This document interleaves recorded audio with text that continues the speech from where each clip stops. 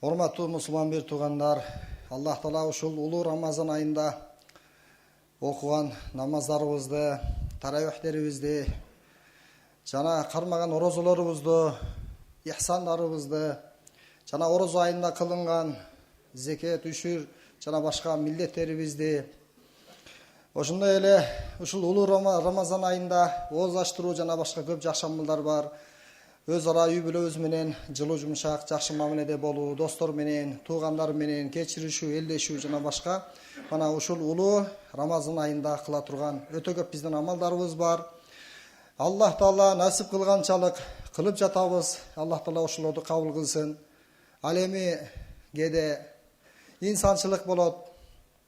Напсибиз сиз менен бизге томоюнду кылып, ошондой эле 11 айда жана каргышка калган шайтандардын азгыруусунун кесепетинен бизге жаман адаттар адаттанып калган, биздин жаман адаттарыбыз өзүбүзгө мүнөз болуп калган. Мына ушул улуу айда дагы, Рамазан айында дагы кечирилгендин ордуна кээде көз менен, кээде тил менен, кээде ой менен жаман жакшы кемчиликтерди кылып койгон болсок, Аллах Таала ошолордун баарын кечирсин. Эми мына урматтуу бир туугандар, ушул улуу Рамазан айындагы ар бир амалдар бул Аллах Таалага жаккан амалдар.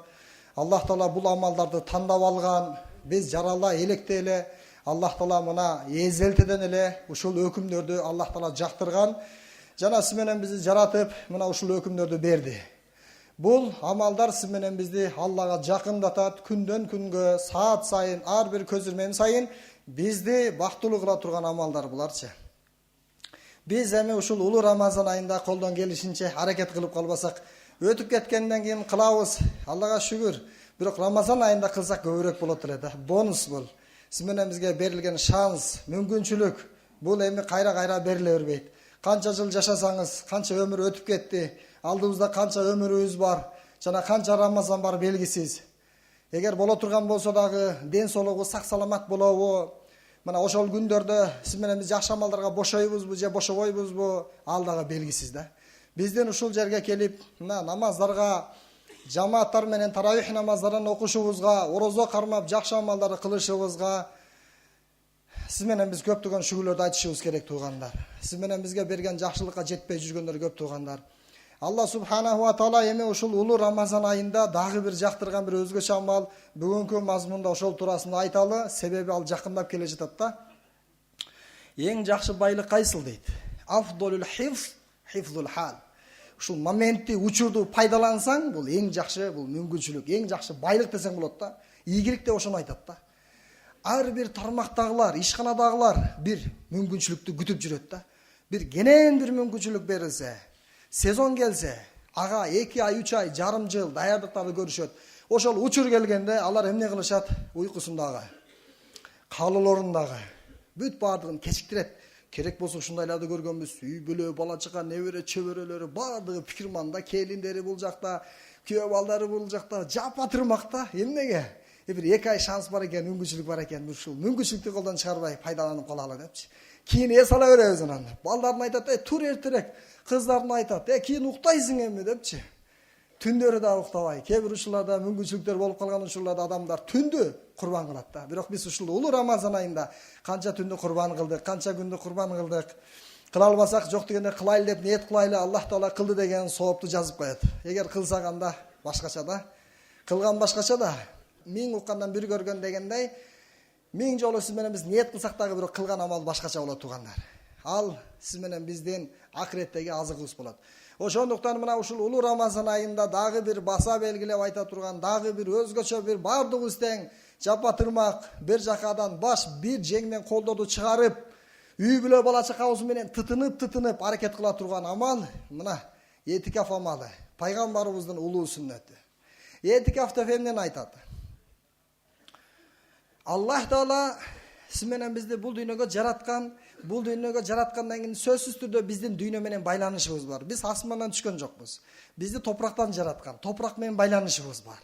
Жейбиз, ичебиз, уктайбыз, чарчайбыз, жашайбыз, өлөбүз, кайра эле кабырга киребиз. Биздин байланышыбыз жер менен болгондон кийин сиз менен биздин кажеттерибиз бар. Бирөө бизнес кылат, бирөө базарда, бирөө поляда, бирөө болсо дагы ишканада, бирөө болсо кара жумушта, туурабы? мындай бош адам жок. Бирок сураптыр аксакалданчы, убактыңыз барбы аксакал, бир отуруп маектешели десе, убактым жок дептир. Жашы 80ге чыгыптыр да. Бирок 80 жашка чыкса дагы бир аз отуруп маектешейин десе убактысы жок экен да. Эмнеге десе, азыр неберелерди алып келет эле, ошолорду карайм мен, убактым жок. Бир жаш балага жолугуп, 8 жашар. Сиздин убактыңыз барбы, чоң жигит десе, айтат экен. Байке, менде чындап айтсамчы, убакыт жок дейт экен да. Кичинекей бала. Вообще менде убактым жок да. Азыр досторго барыш керек эле. Азыр кечигип атам өзү дейт экен да. Эми ошондо жанагы адам отуруп тыянак чыгарып тур да эми. Эми аксакал бошо болсо, жаш бала бошо болсо, эч бир жумуш жок, жаш бала бошо болсо, ойнош керек, башка кылыш керек. Анда эч ким бошобойт экен бул жашоодо депчи. Эч ким бошобойт. Бош эч ким жок. Ушул жерде бир дагы адам мен бошмун дебейт азырчы. Тура эмеспи? Намазга араң бошоп келдик. Бош эмеспиз. Бир ишибиз бар да. Ар бирөөбүз алектенген бир нерселерибиз бар. Иш кылбасаң да бош эмессиң да. Бир маанилүү иш болбосо деле, бирок адам баласы бош эмес. Себеби нафси адамды ошондой кылбайт.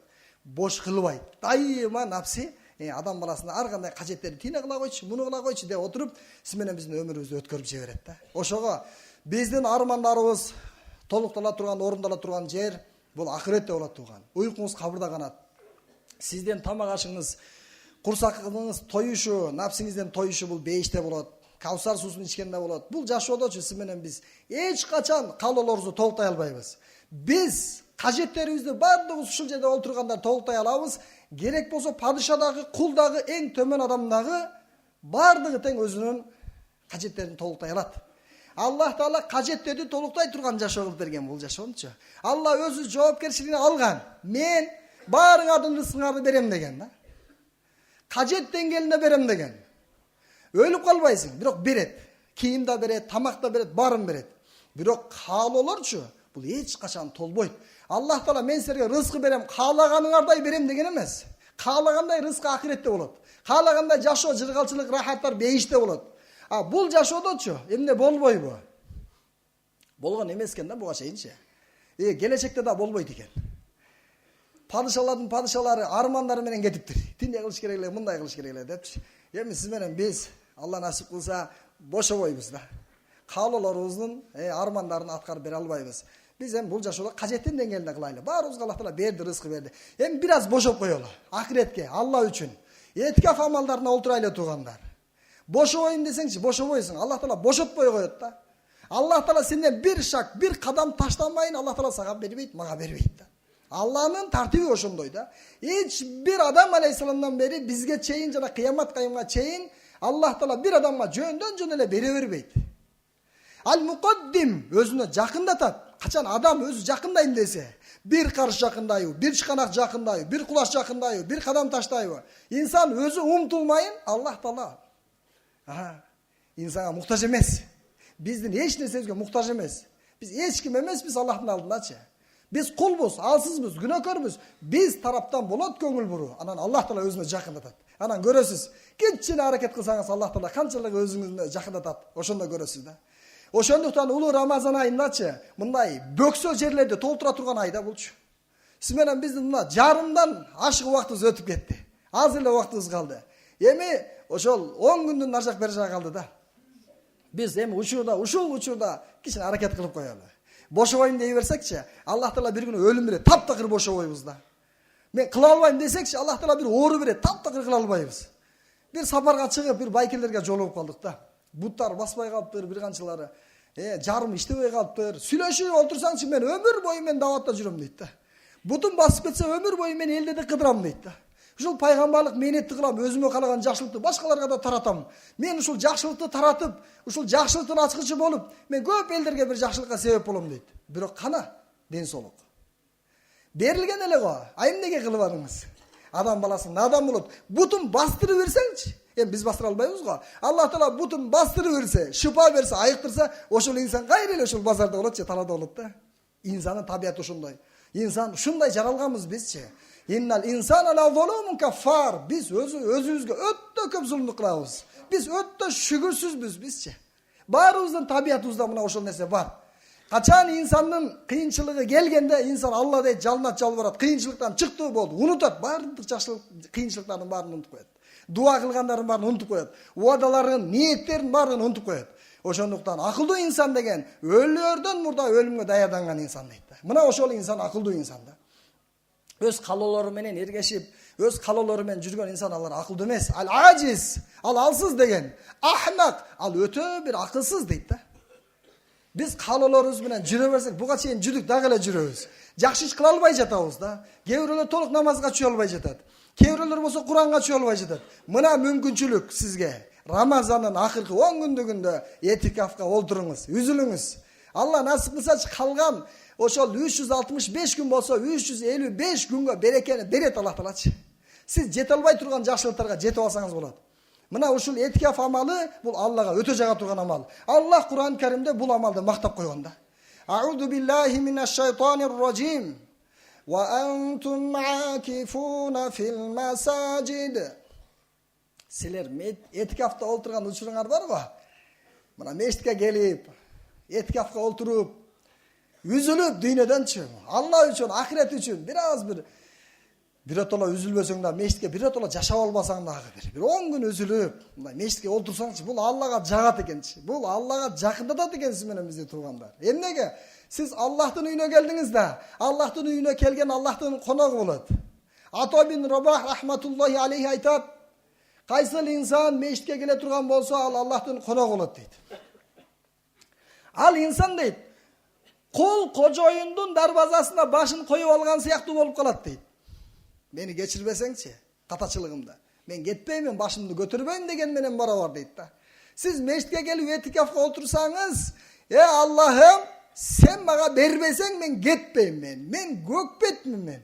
Мен эмнени кааласам мен ошого жетишим керек мен. Сураганды бербесең, мына ошол нерсени Аллах Таала бизден талап кылат экен да туугандар. Этикафта отурган учуруңар мага суктанарлык дейт Аллах Таала. Өтө сонун дейт, жагат мага. Этикафта отурган учуруңар барго, ошол учур мен менен болгон силердин эң жакын учуруңар дейт. Ошондуктан ниет кылабызбы? Этикафка олтурабызбы туугандар? Этикафка олтурайлы. Аллах Тааланын үйүнө келип турупчу. Убакыт бүткөн айтып калса. Этикафка сиз менен биз олтурайлы дагы. Сиз менен биз бүт кыла албаган амалдарыбызды кылганга мүмкүнчүлүк табайлы. Толтурбаган зикирибизди толтурайлы. Окубаган Курандарыбызды окуйлу.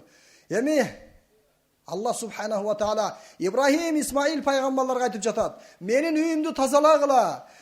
Этикаф кылгандарга, таваф кылгандарга, жана рүкү сажда кылып, ушул мешитке келгендерге менин үйүмдү тазалап койгула" деп пайгамбарларга, ата бала пайгамбарларга өкүм берип жатат туугандар. Демек билсеңиз болот, Аллах Таала өзгөчө сиз менен бизге көңүл бурат экен. Этикафка келе турган болсокчу, өзгөчө бир көңүл бурат экен сиз менен бизгечи. Пайгамбар алейхисаламдын бул улуу сүннөтү, бул сүннөттү пайгамбар алейхисалам бекем кармаган, өмүрүнүн аягына чейин калтырбай аткарган, дүйнөдөн өттү. Жубайлары, апаларыбыз дагы мына этикафта отурган үйлөрүндөчү. Бул эркек киши үчүн чектелген эмес. Аял киши болобу, эркек киши болобу, мешитке келип этикаф амалдарына олтура турган болсо өтө жакшы. Аллах Тааланын ушунчалык сүйүктүү пендеси болот, мешитке келгендер дейт. Бул мешиттин казыктары дейт хадистечи. Айланасындагы олтургандар периштелердин чөйрөсүндө олтурат дейт. Эгер келбей калса бир күнү алар издешет, ооруп калса дуа кылышат. Эгер кыйынчылыкка дуушар болсо, Аллах субханаху ва тааладан ал пенделер үчүн жардам сурашат дейт туугандар. Мешитке келип олтурсаңчы, ушунчалык жөн эле олтурсаң, намаз окуду деген сооптор жазыла берет да. Эчтеке кылбай, дарат менен отурсаң элечи. Эгер бир намаздан экинчи намазга чейин зикир, Куран, жакшы амалдар менен болуп, эч бир дүйнө сөзүнө алаксыбай, бекем ушул өзгөчө Алла менен байланышсаң, иллийин, бейиштеги эң бийик даражага жетесиз да. Эми этикафтын кыскача түрлөрүн айта кетели. Этикаф 3 түрлүү болот. Бирөөсү болсо важип, экинчиси сүннөт, үчүнчүсү нафил. Важип деген этикаф кандай? Өзүңүзгө сиз милдет кыласыз. Аллага уада бересиз. Мен эгер ушул ишим эгерде оңолуп кетсе, оңунан чыгып кетсе, мен сөзсүз түрдө бир Рамазандын 5-индеби мен этикафка отурам, бир күн мешитке отурам деп ниет кылсаңыз, ал жарайт. Аны аткарышыңыз керек, аткарбасаңыз күнөөкөр болосуз да. Эми 5 дедиңизби? 4-чү күнү күн батарда келесиз. Ошол 5-чи күндүн түнү киргенде ошол мешитке кирип кетесиз дагы, эртеси күнү кайра кечинде чыгасыз. Ошентип сиз этикафты толуктайсыз. Эгерде сиз мен күндүз эле олтурам десеңиз, багымдаттан анан күн батканга чейин олтурсаңыз да болот. Же күндүзү же түндөсү деп ниет кылсаңыз, анда күндүзү түндөсү олтуруп бересиз. Бирок бул важип болгон, өзүңүзгө убада кылган, милдет кылган нафил назыр этикаф бул түндөсү десеңиз жарабайт. Мен түндөсү мен отурам десеңиз жарабайт. Себеби бул нафил этикафтын орозо менен чогуу болушу зарыл. Күндүз орозо кармайсыз, түндөсү болсо ибадат кыласыз да. Ошого кимде ким эгерде Аллага убада берип алган болсо, убакытты белгиледиби, ошол күнү олтурсун. Белгилеген жокпу, бир канча күн деп койду. Анда ошол эң азы бир канча күндүн 3 күн болот. 3 күн ошол этикафка олтуруңуз. 3 күн этикафка олтуруп, күндүзү десеңиз күндүзү, түндөсү десеңиз түндөсү, ошентип сиз менен биз милдет этикафтардан кутулушубуз керек. Себеби бул Аллахтын алдында биздин арызыбыз болуп калды. Биз убада бердик. Балам жакшы болуп кетсе, же ушундай бир ишим бүтүп кетсе, мен этикафка олтурам десеңиз, бул милдет болуп калат туган. Экинчи турда этикаф бул пайгамбар алейхиссаламдын этикафы. Сүннет этикаф деп коет муну. Рамазандын акыркы 10 күндүгү. 20-күнү, Рамазандын 20-күнү күн батарда мешитке келесиз, көрпө төшөңүз менен мешитке кирип кетесиз. Ошо менен Аллах насип кылса 10 күндөн кийин чыгасыз да. Айдын аягына чейин чыгарып толуктайсыз. Мына ошол сүннет этикаф. Пайгамбар алейхиссалам ар бир Рамазанда акыркы 10 күндүгүн арнаган Аллахка, мешитке. Алла берген убакытты биз дагы арнайлы тугандар. Ошого этикаф, эгерде сүннет этикафты аткарам десек, анда ниет кылып коелу. Бул сүннет муаккада бекемделген сүннет.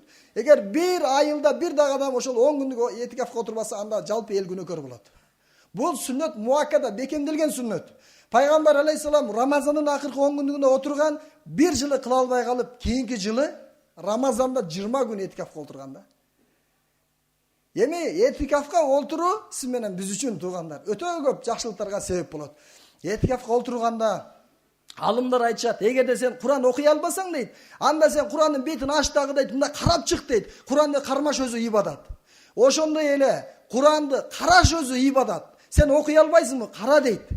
Жана ушул жазууларды мага окуганга мүмкүнчүлүк бер деп Аллахтан сураа аракет кыл дейт да.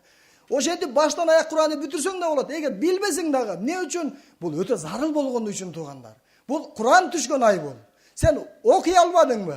Мешиттерге келип толук уга албадыңбы? Жок дегенде аны өзүң көз жүгүртүп болсо да карап кой. Ошол дагы сен үчүн Куранды баштан аяк бүтүрүү болуп эсептелет. Эгер баштан аяк карап бүтсөң, экинчи жолу дагы дейт да.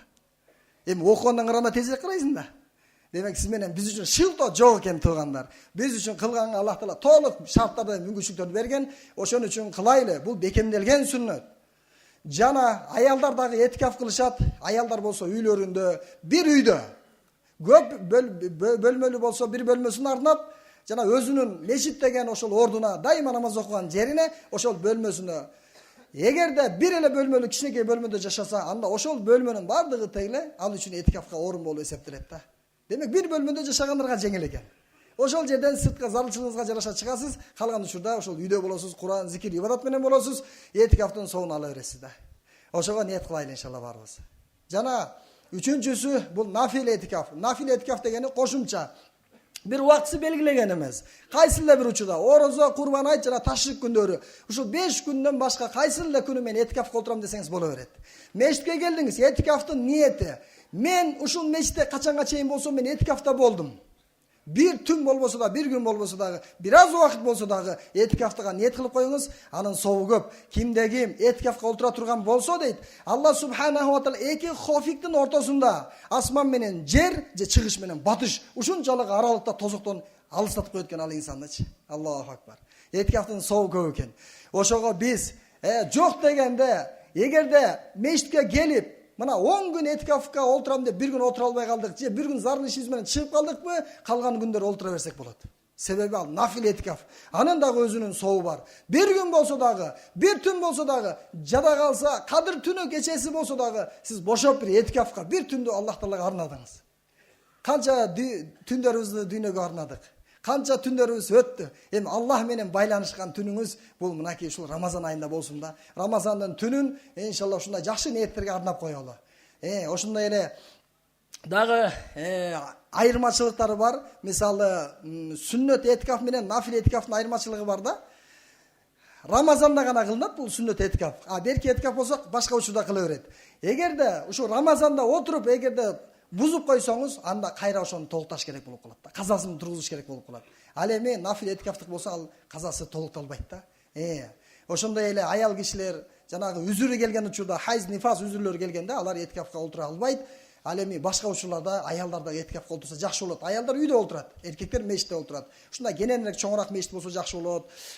Жума окулган, анан тосуп койсоңуз да болот, тоспой да койсоңуз болот. Пайгамбарыбыз кээде тосулат эле, кээде тосулбайт эле, этикаф олтурган учурлардачы боло берет. Элге зыян бербесеңиз болду, тоскоолдук кылбасаңыз болду. Эгерде алаксыбайм десеңиз, анда ачып койсоңуз деле этикафка олтура берсеңиз боло берет да.